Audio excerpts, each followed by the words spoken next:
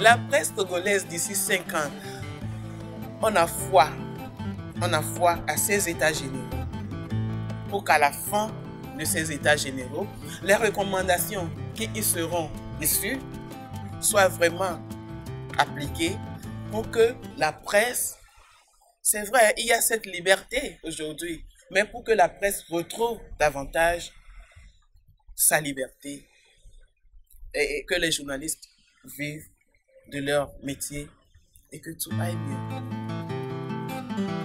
Spécial Togo 2015. Dans ce dernier élément de notre dossier consacré au Togo, nous vous proposons une rencontre de Brussels Information Press avec une femme dans les médias.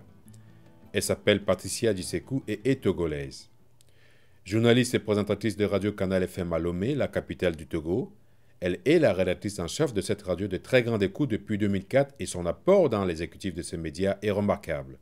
Elle est aussi la secrétaire générale élue de l'Union des journalistes indépendants du Togo, en abrégé UJIT, depuis 2014 pour un mandat de 2 ans. Nous l'avons rencontrée à Bruxelles en juin dernier où elle prenait part à une réunion de la Commission des finances de la Fédération internationale des journalistes, la FIJ. Elle aborde dans cet entretien à bâton rompu les sujets préoccupant la presse togolaise.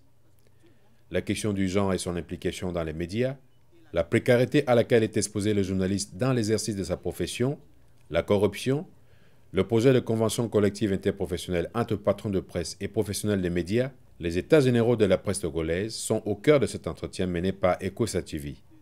Patricia Djisekou, peut-on savoir l'objet de votre visite à Bruxelles? Justement, je suis à Bruxelles pour une réunion de la Commission des finances de la Fédération internationale des journalistes, pas en tant que secrétaire général de l'UJIT, mais en tant que membre délégué de l'UJIT. Parce que avant que je ne sois élu à la tête de l'UJIT, j'ai été nominé au sein de cette commission. Secrétaire général élu de l'UJIT, nous y reviendrons. Mais dites-nous en attendant comment fonctionne Canal FM dont vous êtes la rédactrice en chef. Nous sommes une radio de grande écoute. Et nous avons également une grille de programmes très variée où toutes les tranches d'âge peuvent se retrouver dedans. Il y a pour les enfants, il y a pour la jeunesse, il y a pour les adultes, de même que pour les troisième âges. Donc on a une pléthore d'émissions et également nous avons une émission phare, ça c'est consacré surtout à l'actualité, à la politique. C'est un cadre où les journalistes se rencontrent pour disséquer, décortiquer l'actualité, les parutions du jour. Et s'il y a des critiques à faire à l'endroit du pouvoir, on le fait. S'il y a des critiques à faire à l'endroit de l'opposition, on le fait. Tout ceci pour une construction, pour un développement du pays. Et si on parlait d'une journée type au sein de votre rédaction? Ça se prépare dans la nuit et très tôt le matin, on revient sur les lieux pour préparer le journal, parce que le journal passe à 7 heures. Donc, avant 7 heures, il faut que tout soit prêt. Bon, pendant que l'autre est à l'antenne, je crois qu'il y a des reportages qui sont déjà programmés la veille. Les autres sont sur le terrain. Et à partir de 9 heures, tout le monde est là. Et à 10 heures, c'est la conférence de rédaction où on discute de toutes les informations du jour. On répartit les informations. On programme ce qu'on peut envoyer à l'antenne et on procède à la hiérarchisation. Et bon, ainsi de suite. Et nous avons une édition journal à midi en langue Mina, une langue qui est très parlée au sud du Togo, en Mina, et à 13h, c'est le journal français. Donc après le journal français, à 13h, déjà à 13h30, on se retrouve pour une autre conférence. Pour programmer les informations du soir. Les informations du soir, nous avons le Mina à 17h, et le français à 18h.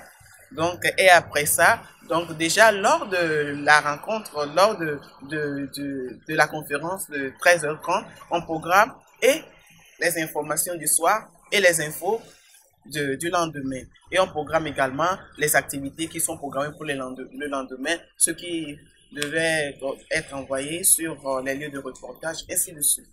Et tout ça, c'est dans une parfaite harmonie, dans une convivialité totale. Une rédactrice en chef dans un organe de presse au Togo est un fait rare. Comment aviez-vous été accepté au sein de votre rédaction? Une femme à la tête d'un département, nous savons très bien qu'en Afrique, c'est souvent les hommes à la tête des institutions et autres là. Mais depuis un certain temps, on lutte pour le genre. Il faut que la femme aussi montre sa capacité. Et ma nomination à la tête de la rédaction, dès les premiers jours, ça n'a pas été facile. Ça n'a pas été facile. Mais avec le temps, je crois qu'aujourd'hui, je peux dire que c'est l'entente totale. Bon, je peux compter dans les 10 ans déjà. Dans les 10 ans déjà que je dirige la rédaction. Quels sont les défis à relever par rapport à votre radio? Nous sommes aujourd'hui une radio, pour ne pas dire la mieux écoutée. Nous sommes une radio la mieux écoutée. Et je peux vous dire aussi que je peux vous affirmer que c'est du professionnalisme.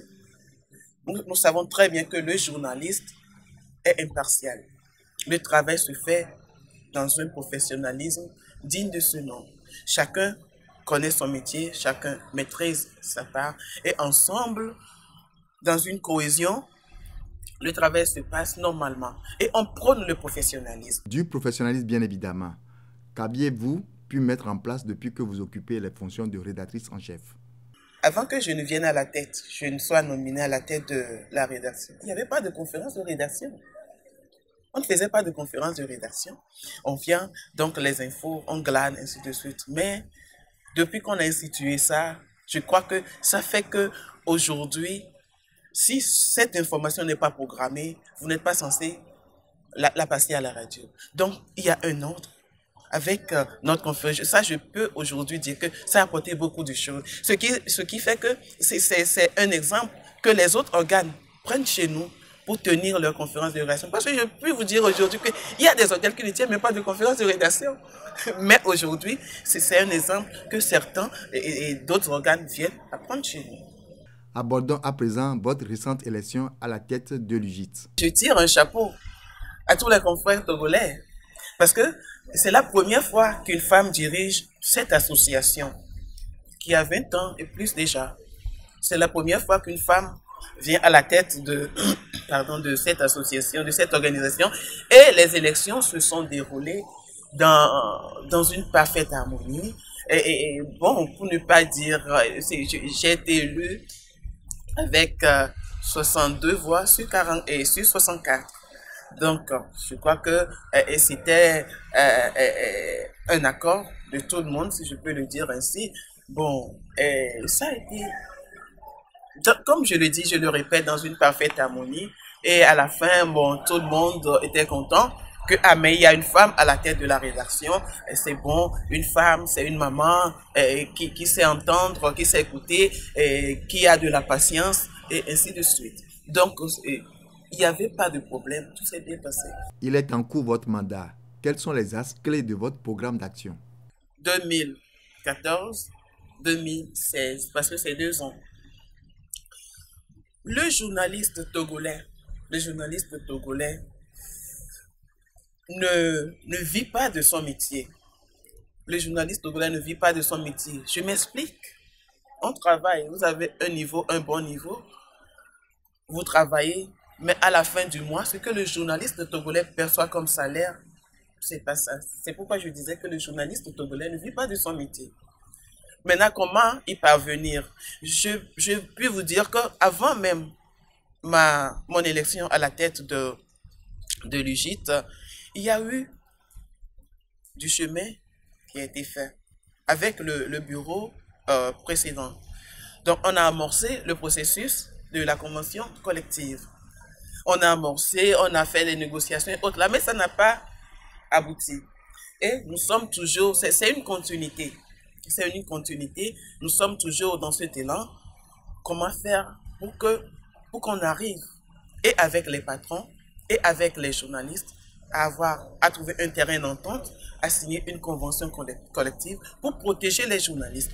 Parce que le journaliste togolais, je le dis, je le répète, ne vit pas de son métier. À la fin du mois, il ne faut pas que... Et notre principale préoccupation aujourd'hui, il ne faut pas que le journaliste togolais, à l'approche de la fin du mois se dit, oh, je vais encore percevoir des miettes, et peut-être que j'avais déjà des dettes et autres là. Il faut aujourd'hui que le journaliste vit de son métier. Mais nous remercions quand même les institutions qui sont au Togo, les institutions, comment l'appelle-t-on? Je veux nommer PNUD et autres, de même que le gouvernement, parce que bientôt, la presse togolaise va tenir ses états généraux, et c'est du 30 au 2 prochain, 30 juin au 2 juillet, les états généraux.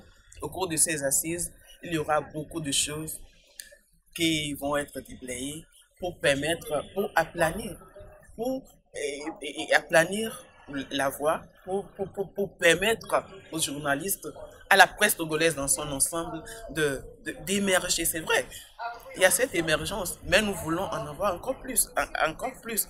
Donc, ce sont des assises qui vont permettre à la presse togolaise de décortiquer tous les problèmes qui minent la presse afin de trouver des voies et moyens pour y remédier. Si on parle de convention collective, c'est un cadre pour permettre et aux patrons et aux journalistes de s'entendre pour définir, comment l'appelle-t-on, des lignes de conduite pour le journaliste qui est peut-être, il y a une grille salariale qui est donnée, et il y a des avantages, des atouts que le journaliste peut bénéficier au cours de son travail.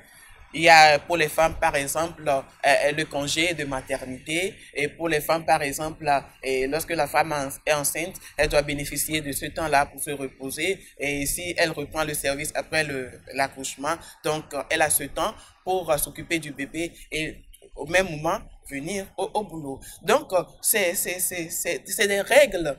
C'est des règles qu'on veut mettre sur pied comme ça.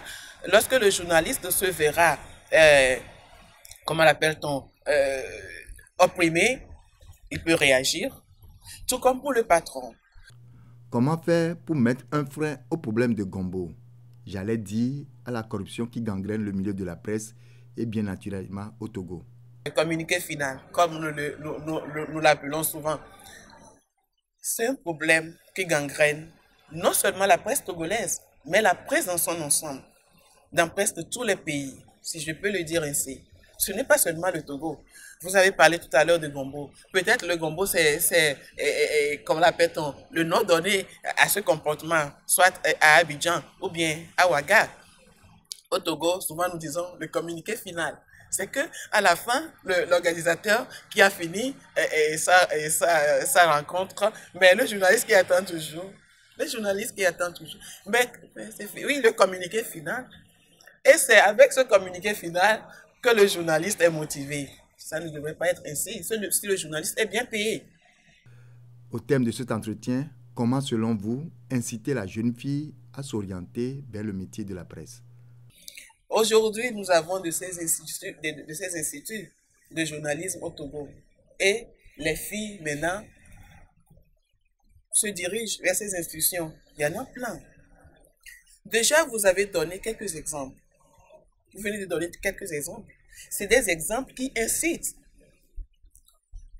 Vous entendez une compatriote sur un organe étranger et on dit que c'est un Togolais. Mais c'est des trucs qui incitent. J'étais quelque part tout dernièrement. Il y avait une consoeur qui travaille à la TVT, Dorothée Tabiou, qui faisait une émission sur la grossesse des jeunes sur le banc. Je vous dis, j'étais dans un village et il y a une personne, il est adulte, il m'a approché, mais madame, vous avez suivi l'émission qui a été faite la dernière fois avec telle dame, et ça, je me suis dit, ma fille doit être journaliste. Et elle me le disait, ne sachant pas que je suis journaliste, que ma fille doit être journaliste. Ah, mais ce que j'ai vu là, non, c'est de ces émissions, de ces femmes-là qu'on veut.